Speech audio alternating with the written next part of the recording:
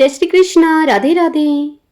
भगतजनों, आज हम गुगा नवमी की कथा सुनेंगे।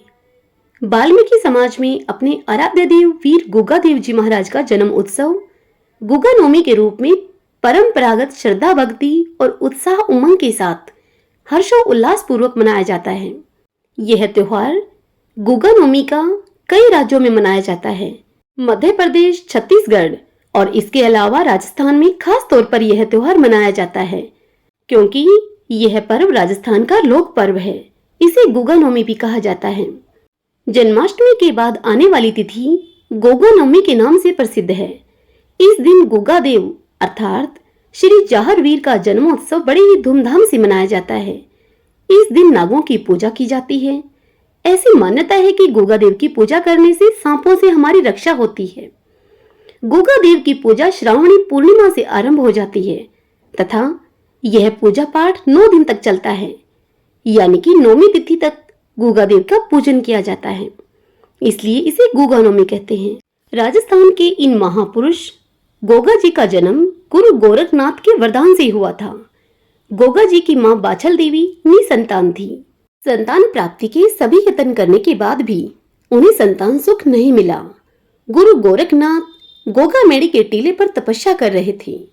बाछल देवी उनकी शरण में गई तथा गुरु गोरखनाथ ने उन्हें पुत्र प्राप्ति का वरदान दिया और एक गुगल नामक फल प्रसाद के रूप में उन्हें दिया। प्रसाद खाकर बाछल देवी गर्भवती हो गई और तदुपरांत गुगा जी का जन्म हुआ। गुगल फल के नाम से इनका नाम गोगा जी पड़ा। दूसरे शब्दों में गोगा देव महाराज से संबंधित एक किंवदंती के अनुसार गोगा देव का जन्म नाथ संप्रदाय के योगी गोरक्षनाथ के आशीर्वाद से हुआ था। योगी गोरक्षनाथ ने ही इनकी माता बाछल को प्रसाद के रूप में अभिमंत्रित गुगल दिया था, जिसके प्रभाव से महारानी बाछल से गोगा देव अर्थात जाहरवीर का जन्म हुआ। गोगा देव गुरु गोरखनाथ के परम शिष्य थे। उनका जन्म विक्रम संवत 1003 में चूरू जिले के देदरेवा गांव में हुआ था। सिद्धवीर गोगा देव के जन्म स्थान राजस्थान के चूरू जिले के ततखेड़ा ददरेवा में स्थित है, जहां पर सभी धर्म और संप्रदाय के लोग मत्था टेकने के लिए दूर दूर से आते हैं। कायम खानी मुस्लिम समाज उनको जाहर पीर के नाम से पुकारते हैं तथा उक्त स्थान पर मत्था टेकने और मन्नत मांगने के लिए आते हैं। इस तरह यह स्थान हिंदू और मुस्लिम एकता का प्रतीक है। मध्यकालीन महापुरुष गोगा जी हिंदू, मुस्लिम, सिख संप्रदायों की श्रद्धा अर्जित करके एक धर्मनिरपेक्ष लोक देवता के नाम से पीर के रूप में प्रसिद्ध हुए।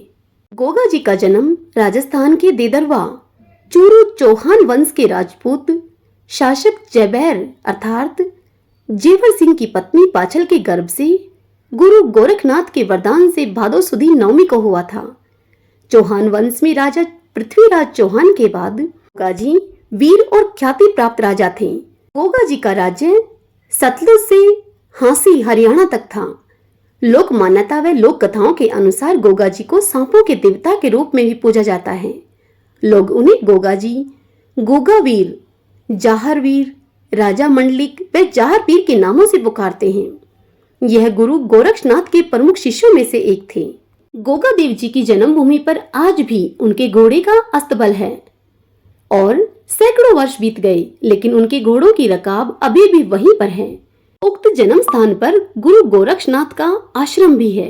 वहीं है गोगा देव की घोड़े पर सवार मूर्ति। भगतजन इस स्थान पर कीर्तन करते हुए आते हैं और जन्म स्थान पर बने मंदिर पर मत्था टेक कर मन्नत मांगते हैं। आज भी सर्प दंश से मुक्ति के लिए गोगा जी की पूजा की जाती है। गोगा जी के प्रतीक के रूप में पत्थर या लकड़ी पर सर्प मूर्ति उत्कीर्ण की जाती है। हनुमानगढ़ जिले के नौहर उपखंड में स्थित गोगा जी के पावन धाम गोगा मेड़ी स्थित गोगा जी का समाधि स्थल जन्म स्थान से लगभग 80 किलोमीटर की दूरी पर स्थित है, जो सांप्रदायिक सद्भाव का अनूठा प्रतीक है। यहाँ एक हिंदू व एक मुस्लिम पुजारी खड़े रहते हैं। श्रावण शुक्ल पूर्णिमा से लेकर भाद्रपद शुक्ल पूर्णिमा तक गोगा मेड़ी के मेले में वीर गोगा जी की समाधि तथा गोगा वीर व जाहर वीर के जयकारों के साथ गोगा जी तथा गुरु गोरक्षनाथ के प्रति भक्ति की अविरल धारा बहती है। गोरख टीला स्थित गुरु गोरक्षनाथ के धोने पर शीश नवाकर भगतजन मनौतियां मांगते हैं।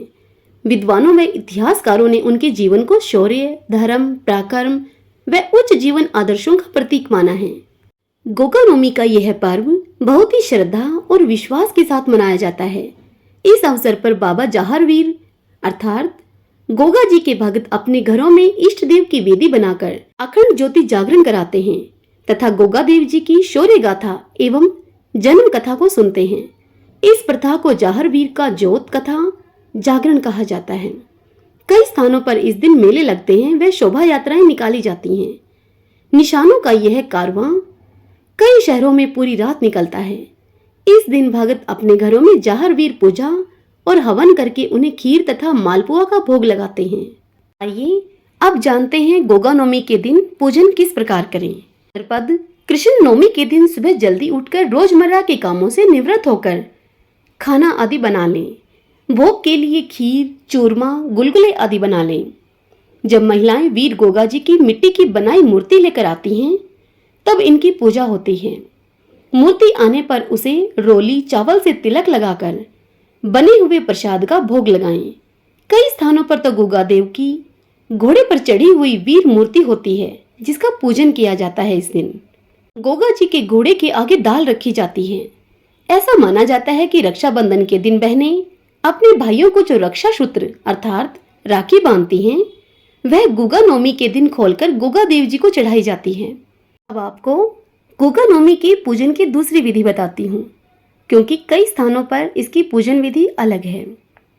जन्माष्टमी के अगले दिन ही गोगा नवमी की पूजा की जाती है, इसलिए इस दिन सवेरे एक मोटी सी रोटी बनाकर उस पर घी बुरा रखकर साथ में एक कटोरी में चावल वाली खीर रखते हैं और रसोई की दीवार पर गोगा नवमी बनाकर उसके सामने जोत जगाकर थाली में रोटी, घी, बूरा, खीर यह सब रख देते हैं। गोगा जी महाराज को रोली से टीका करते हैं और अपने माथे पर भी हल्दी से टिक्की लगाते हैं। हाथ में गेहूं लेकर धोक मारते हैं और मन में कहते हैं कि घर में सब ठीक रहे, हे गोगा जी महाराज सब पर अपनी कृपा बनाए रखना। और फिर थाली का सभी सामान या फिर जोगी के घर भिजवा देते हैं और लोटे में रखा पानी ऐसे पौधे में डालें जो पौधा हरा हो। फिर सभी परिवारजन वहीं बैठकर खाना खाते हैं। सब बोलिए गोगा जी महाराज की जय।